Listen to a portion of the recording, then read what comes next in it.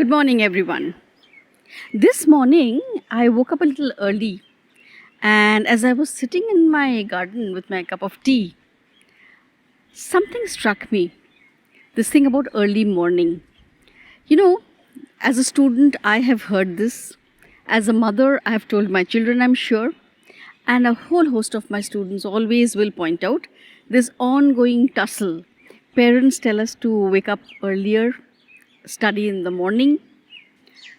We prefer, or a particular student will say, I prefer late evening, late into the night, I study better.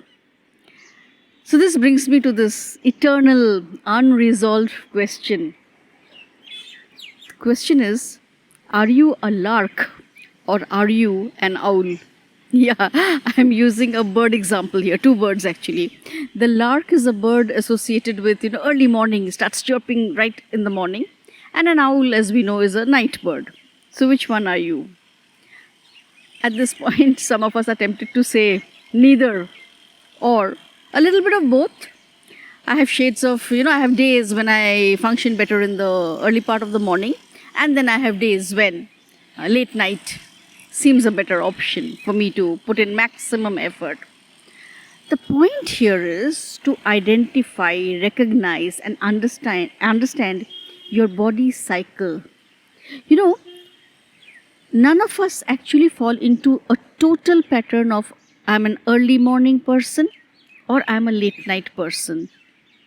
This differs not only from individual to individual, it can also differ from season to season. In winter, it is a little more difficult to get up early in the morning, that kind of thing. And it can also differ with certain days. Today I've put in a lot of work, whatever kind, throughout the day. So I need to wrap up early. I can't stay up at night. So when we keep all these differentials in place, how do we arrive at a pattern? A pattern which is workable and a pattern which leads to minimum rift at home. That's an important factor, an undeniable factor.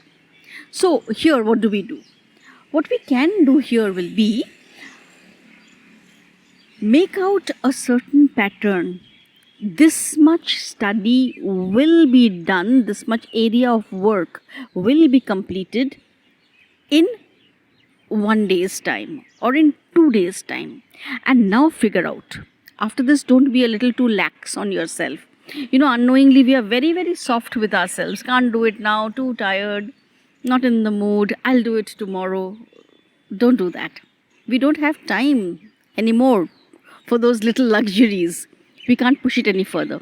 So once you've determined that today this much has to be done, now you figure out how you're going to get that done.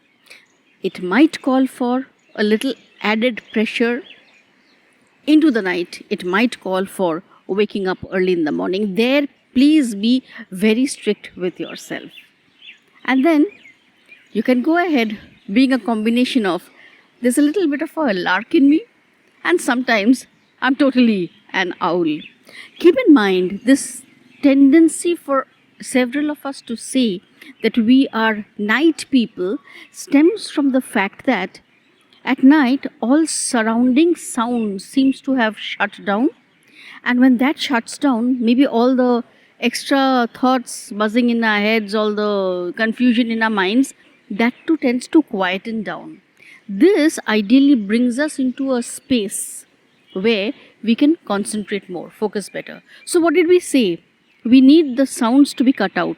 Now if you have the comfort and the convenience of having a study space to yourself, come on, whether it's morning, afternoon or night, you can eliminate all those extra sounds. Then it doesn't matter. It's about you, it's about your to-do list for the day, and it's about completing it honorably.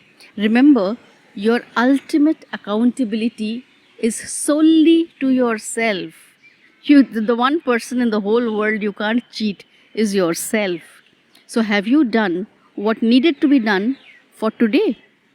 So make those to-do lists, doable small units of study for each day for specific subjects.